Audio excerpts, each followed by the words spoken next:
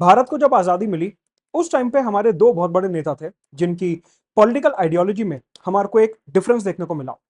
पंडित जवाहरलाल नेहरू ने बोला कि इंडिया और चाइना बहुत अच्छे दोस्त हैं, और उन्होंने हिंदू चीनी भाई भाई का एक नारा भी दिया।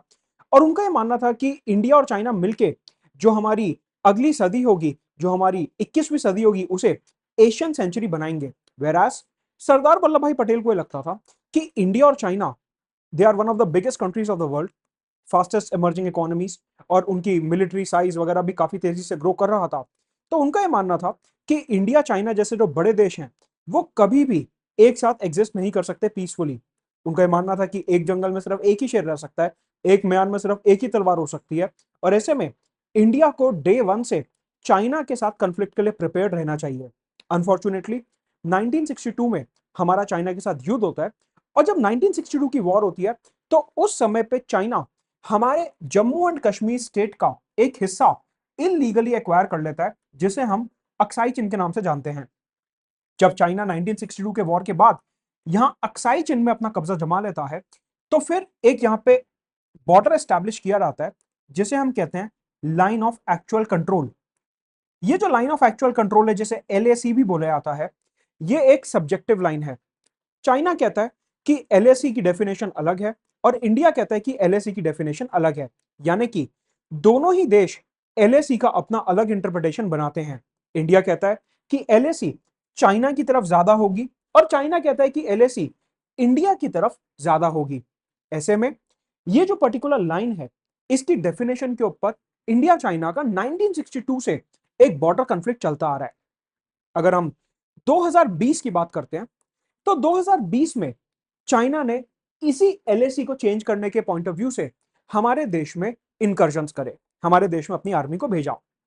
लेकिन इससे पहले हम गलवान क्लैश की बात करें और रिसेंटली डॉक्टर एस जयशंकर और अजीत डोवाल ने क्या बयान दिया और इंडिया चाइना के रिलेशंस में क्या इंप्रूवमेंट हुआ, क्या चेंजेस हुए, उससे पहले हमें एक थोड़ा सा बैकग्राउंड समझना जरूरी है।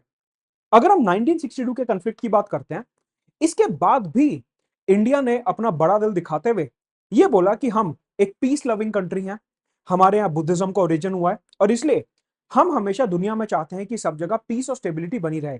हम चाइना के साथ कोई कंफ्लिक्ट नहीं चाहते। हम चाहते हैं कि जितना भी हमारा बॉर्डर कंफ्लिक्ट है वो पीसफुल रेजोल्यूशन के थ्रू, बातचीत के माध्यम से रिजॉल्व होना चाहिए। इस आइडियोलॉजी को इंप्लीमेंट करने के लिए इंडिया ने चाइना के साथ 5 मेजर अग्रीमेंट साइन करे। ये जो 5 मेजर अग्रीमेंट्स हैं, ये आपके मेंस एग्जामिनेशन, एसए एग्जामिनेशन और इंटरव्यू में काफी काम आ सकते हैं, इसलिए मैंने इनको यहाँ पे वर्बेटिम मेंशन कर दिया है। जो सबसे इंपॉर्टेंट इसमें अग्रीमेंट है वो है agreement on maintenance of peace and tranquillity along the LAC 1993। 1962 में वॉर होती है, उसके बाद 20-22 साल हमारी कोई बातचीत नहीं होती। फिर राजीव गांधी जो है 1980s के दौरान बीजिंग जाते हैं, तब से इंडिया चाइना की बात दोबारा से रिज्यूम होती है, और हम ये कहते हैं कि हमारे को युद्ध नहीं चाहिए, हम आपके साथ पीसफुली कोएग्जिस्ट करना चाहते हैं, क्योंकि हमारा पंचशील का प्रिंसिपल ऐसा बोलता है। उसके बाद हमने ये 5 मेजर अग्रीमेंट साइन करे कि देखिए, बॉर्डर पर लड़ाई करके ना आपका फायदा होगा ना हमारा फायदा होगा, आपके भी हथियार लगेंगे, हमारे भी हथियार लगेंगे, आपके भी जवान शहीद होंगे और हमारे भी जवान शहीद होंगे। हम इस कंफ्लिक्ट को प्रिवेंट करना चाहते हैं, और बातचीत से, आपसी सहमति से जो रेजोल्यूशन हो जाए वो बेहतर है। इस आइडियोलॉजी को फुलफिल करने के लिए पहला अग्रीमेंट हो गया maintenance of peace and tranquillity 1993। फिर आता है agreement on confidence building measures 1996, agreement on political parameters and guiding principles for the settlement of India China boundary question 2005, agreement on establishment of working mechanism for consultation and coordination on India China border affairs 2012। इसे हम WMCC भी बोलते हैं। आप news में कई बार देखेंगे कि अजीत डोवाल ने 27th round, 29th round of WMCC attend करा। आपको हर साल न्यूज में कम से कम 2 से 3 बार WMCC का नाम हमेशा दिखेगा। WMCC बेसिकली क्या है? Working mechanism on for consultation and coordination on India China border. WMCC एक ऐसी कमेटी है जहां पे दोनों ही साइड्स के रिप्रेजेंटेटिव्स आके ये डिस्कस करते हैं कि इंडिया चाइना का जो बॉर्डर डिस्प्यूट है उसे किस प्रकार से रिजॉल्व किया जा सकता है। और उसके बाद हमने आखिरी 2013 में एक अग्रीमेंट साइन करा, that is agreement on border defence cooperation. इन पांचों अग्रीमेंट्स के अंदर हमने अरुणाचल से लेकर लद्दाख तक के बॉर्डर की बात करी और यह बोला कि हमें कोई युद्ध नहीं करना। लेकिन आपको एक बात समझनी है, इन पांचों अग्रीमेंट्स में एक मिसिंग पॉइंट था, और वो मिसिंग पॉइंट ये था कि ये जो एलएसी नाम की लाइन में यहां पे आपको दिखा रहा हूं, जो आज की तारीख में इंडिया और चाइना के बीच में एक लाइन है, चाइना इसकी अलग डेफिनेशन देता है, इंडिया इसकी अलग डेफिनेशन देता है। इन पांचों में से किसी भी एग्रीमेंट में एलएसी आज भी डिफाइंड नहीं है, क्योंकि इंडिया और चाइना एलएसी के ऊपर एक कंसेंसस पे नहीं पहुंच पा रहे हैं। वो ये डिसाइड नहीं कर पा रहे हैं कि एग्जैक्टली एलएसी कहां पे होनी चाहिए। इस वजह से इन पांचों में से किसी भी एग्रीमेंट में एलएसी डिफाइंड नहीं है। तो मतलब कि एलएसी दोनों ही देश आज भी अपने अपने मर्जी से सब्जेक्टिव तरीके से इंटरप्रेट करते हैं। फास्ट फॉरवर्ड करते हैं कोविड का एरा, 2020 लॉकडाउन लग चुका था। उस समय पे क्या हुआ, चाइना ने यह बोला कि आज हम अपनी एलएसी की डेफिनेशन बदल रहे हैं और हमें लद्दाख के और एरियाज अपने कब्जे में लाने हैं। यानी कि अगर ये एलएसी है तो चाइना ने बोला कि नहीं, अब ये एलएसी यहां पे नहीं होगी, हम चाहते हैं कि लद्दाख के और एरियाज हमारे को मिले। और चाइना ने गलवान वैली के थ्रू और पैंगोंग सो के थ्रू अपने जवानों को इंडियन टेरिटरी में भेजा इलीगली। यानी कि चाइना ने इन पांचों अग्रीमेंट्स का उल्लंघन करते हुए, जो ये पांचों अग्रीमेंट्स हमने साइन करे, इनको वायलेट करते हुए हमारी टेरिटरी में अपने जवानों को भेजने की कोशिश करी। सबसे ज्यादा जो कंफ्लिक्ट हमारे को दिखता है वो इधर गलवान वैली एरिया में दिखता है, जो कि सियाचिन ग्लेशियर के जस्ट पास है थोड़ा सा, और इधर पैंगोंग सो के एरिया में दिखता है। अगर हम पैंगोंग लेक की बात करते हैं तो ये जो इतना लंबा लेक आप इधर देख रहे हैं, इसका 2/3 एरिया जो है वो आज चाइना के पास है और 1/3 एरिया जो है वो इंडिया में है। लेकिन चाइना बोलता है नहीं, ये पैंगोंग सो का लेक एरिया जो इंडिया के पास है ये भी चाइना में ही आना चाहिए, और इसलिए पैंगोंग लेक के अराउंड भी चाइना ने अपने ट्रूप्स को इंडियन साइड में भेजने की कोशिश करी 2020 में। तो अगर आप गौर से देखें, ये जो पूरा एलएसी वाला एरिया था, ये 2020 के बाद से हमारा कंफ्लिक्ट एरिया रहा है चाइना के साथ। अब आप समझिए, हमने उनके साथ गुड फेथ में 5 अग्रीमेंट साइन करे कि ठीक है, अग्रीमेंट साइन हो गए, चाइना अब कोई बॉर्डर पे हरकत नहीं करेगा, कोई ट्रूप्स नहीं भेजेगा, हमारे बॉर्डर को रिस्पेक्ट करेगा और जो भी बॉर्डर रेजोल्यूशन होगा वो पीसफुली होगा। चाइना ने उनको वायलेट करा और हमारी टेरिटरी में अपने जवानों को भेजा। इस वजह से इंडिया और चाइना के बीच आता है what is known as trust deficit. प्रधानमंत्री नरेंद्र मोदी, डॉक्टर एस जयशंकर और अजीत डोभाल हमेशा से ये वर्ड यूज करते आए हैं कि चाइना ने जब से ये हरकत करी है तब से हमारा चाइना के साथ एक विश्वासघात हो रहा है, दैट इज ट्रस्ट डेफिसिट हो रहा है। अब क्वेश्चन ये उठता है कि अभी ये जो पूरा मुद्दा है ये न्यूज में क्यों है। आगे बढ़ने से पहले अपने 3 बेसिक फाउंडेशन कोर्सेज अब अवेलेबल हैं। इंटरनेशनल रिलेशंस का कोर्स रिसेंटली लॉन्च हुआ है जहां पे पूरा इंटरनेशनल रिलेशंस में कवर कराऊंगा। सीसैट का बेसिक फाउंडेशन कोर्स अवेलेबल है। Polity with bare act analysis available है। पॉलिटी और आईआर के कोर्स में एक्सटेंसिव आंसर राइटिंग भी कराने वाला हूं मैं, तो आप ये कोर्सेज देख सकते हैं। तीनों का लिंक आपको नीचे डिस्क्रिप्शन में मिल जाएगा। तो हमने देखा कि 2020 में कैसे गलवान एरिया और पेंगोंग सो लेक एरिया में चाइना ने अपने ट्रूप्स को पांचों अग्रीमेंट का वायलेशन करते हुए इंडिया में भेजा। लेकिन 2024 में अगर हम आए तो कंडीशन थोड़ी सी चेंज हो गई। हुआ ये कि अमेरिका को अब ये लगने लगा कि चाइना जो है वो बहुत तेजी से ग्रो कर रहा है, और अगर मुझे चाइना को रोकना है तो मुझे चाइना के चारों तरफ अपने कुछ ना कुछ बेसिस बनाने होंगे, मिलिट्री बेसिस बनाने होंगे। चाइना को दबाए रखने के लिए जो साउथ चाइना सी, इंडो पैसिफिक एरिया और इन सब जगहों पे जो चाइना इतना ज्यादा ग्रो कर रहा है, अगर मेरे को अपना हेजमनी बनाए रखना है, मेरे को अपना यूनिपोलर वर्ल्ड बनाए रखना है, तो मेरे को चाइना को तो रोकना होगा। ऐसे में अमेरिका ने क्या गेम खेला, उसने बांग्लादेश से रिक्वेस्ट करा कि देखिए, मैं आपके यहां एक मिलिट्री बेस बनाना चाहता हूं, मैं आपको पैसा दूंगा, बदले में आप मेरे को इस एरिया में मिलिट्री बेसिस बनाने दीजिए। ऐसा जो बाइडेन की सरकार ने शेख हसीना की गवर्नमेंट को बोला। शेख हसीना गवर्नमेंट ने मना कर दिया कि अगर आप हमारे यहाँ मिलिट्री बेसिस बना रहे हो, ये हमारी टेरिटोरियल इंटीग्रिटी और सॉवरेंटी के खिलाफ है। ऐसे में जो बाइडेन की सरकार ने सोचा कि हमें शेख हसीना की सरकार को हटा के एक ऐसी पपेट गवर्नमेंट लानी चाहिए जो हमारे इशारों पर नाचे और बांग्लादेश में हमारे को मिलिट्री बेसिस भी दे दे। बांग्लादेश की सरकार गिरती है और वहां पे मोहम्मद यूनुस की अभी रिसेंटली नई सरकार आती है। ऐसे में इंडिया और चाइना को एक थ्रेट महसूस हुआ।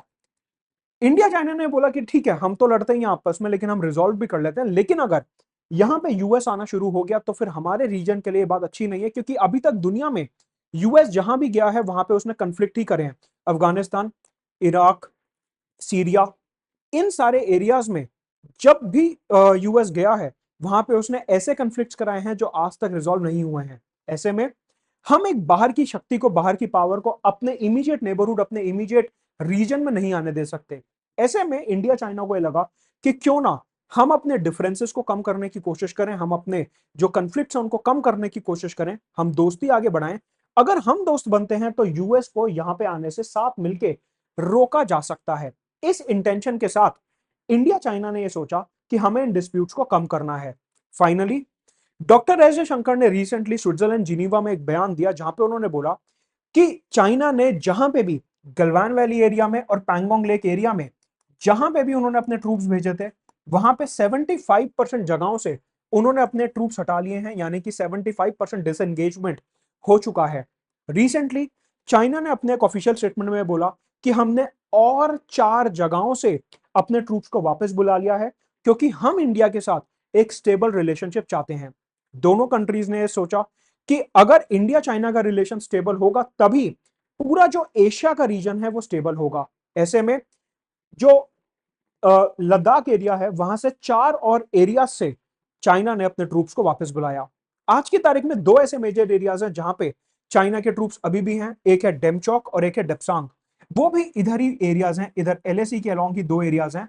तो अब जयशंकर और चाइना का यह मानना है कि ये जो डेप्सांग और डेमचौक एरियाज हैं, इधर से हमारे को अब नेक्स्ट स्टेप में ट्रूप्स को विड्रॉ करना होगा। सवाल उठता है कि इंडिया का इस सब में क्या स्टैंड है। इंडिया ने बोला कि अच्छी बात है, अगर चाइना अपने ट्रूप्स विड्रॉ कर रहा है तो ये बहुत अच्छी बात है, क्योंकि चाइना के साथ रिलेशन सिर्फ तभी नॉर्मल हो सकते हैं जब चाइना उन 5 अग्रीमेंट्स को फुलफिल करेगा, उन 5 अग्रीमेंट्स को मानेगा, अपने ट्रूप्स वापस बुलाएगा और बॉर्डर पर नॉर्मल रिलेशंस होंगे। अगर बॉर्डर पर टेंशन होंगी तो चाइना के साथ एक फुल फ्लेजेड रिलेशन नहीं एस्टैब्लिश हो सकता। आप समझिए कि पाकिस्तान और चाइना दोनों ही हमारे ट्रबल नेबरहुड का पार्ट है। पाकिस्तान आतंकवाद स्पॉन्सर करता है, चाइना अपने जवानों को हमारी बाउंड्री में भेजता है।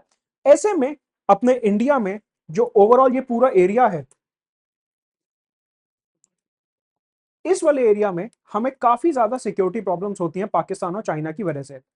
राइट। तो इंडिया ने बोला कि हम तो चाइना के साथ नॉर्मल रिलेशंस बनाना चाहते हैं, प्रोवाइडेड कि वो बॉर्डर पे से जितने भी इंक्रोचमेंट्स करे हैं उन्होंने वो खत्म किए जाएं। साथ में बोला गया कि जो स्टेबल रिलेशंस हैं वो रीजनल पीस और डेवलपमेंट के लिए काफी इंपॉर्टेंट है। ये एक इशारा था कि यूएस इससे पहले बांग्लादेश में आए, हमें दोस्ती करके यूएस को आने से रोकना चाहिए। जहां पे चाइना ने एक बहुत नया वर्ड यूज करा।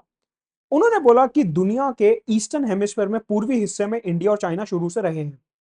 चाइनीज सिविलाइजेशन और हमारी इंडस वैली सिविलाइजेशन काफी ज्यादा ग्रेट सिविलाइजेशंस थी और उनके शुरू से ही काफी ज्यादा लिंक्स थे। हमारे रिलेशन चाइना के साथ एंशियंट टाइम से बने हुए हैं।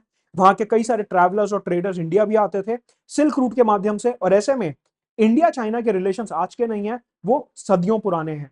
और इन्हीं सिविलाइजेशनल ट्राइज को प्रोटेक्ट करने के लिए, प्रिजर्व करने के लिए इंडिया और चाइना को अपना म्यूचुअल कॉपरेशन प्रमोट करना चाहिए। एक और टर्म जो वांग ही, जो कि चाइना के एक बड़े लीडर हैं, उन्होंने यूज करा कि India and China should avoid mutual consumption. Mutual consumption ये वर्ड आप मेंस एग्जामिनेशन और एसए में लिख सकते हैं, that India and China should prevent avoid mutual consumption.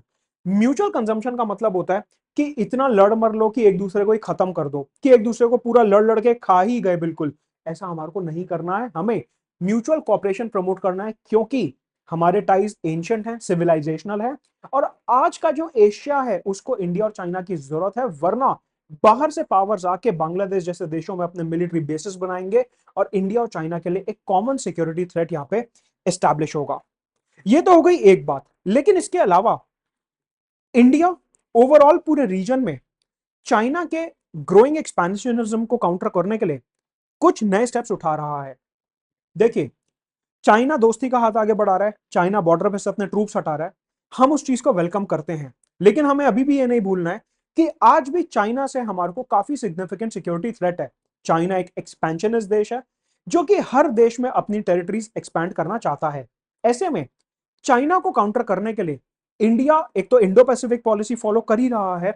इधर इंडो पैसिफिक एरिया में यहां की तरफ पूरा इंडो पैसिफिक पॉलिसी तो इंडिया फॉलो कर ही रहा है, लेकिन साथ में इंडिया ने रिसेंटली एक बुद्धिस्ट डिप्लोमेसी का भी कदम उठाया है।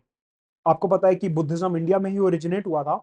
ऐसे में इंडिया ने अपनी सॉफ्ट पावर दिखाते हुए, सॉफ्ट डिप्लोमेसी दिखाते हुए बोला कि हम बुद्धिज्म के नाम पे अलग अलग देशों के साथ एक प्रेस कॉन्फ्रेंस, एक कॉन्क्लेव रखना चाहते हैं, जहां पे हम बुद्धिज्म डिस्कस करेंगे और अपने बुद्धिस्ट लिंकेजेस को एस्टैब्लिश करेंगे, जिसमें India, Myanmar, Thailand, Laos, Vietnam, Cambodia, Mongolia, Taiwan, Indonesia, south Korea और जापान को इनवाइट किया गया।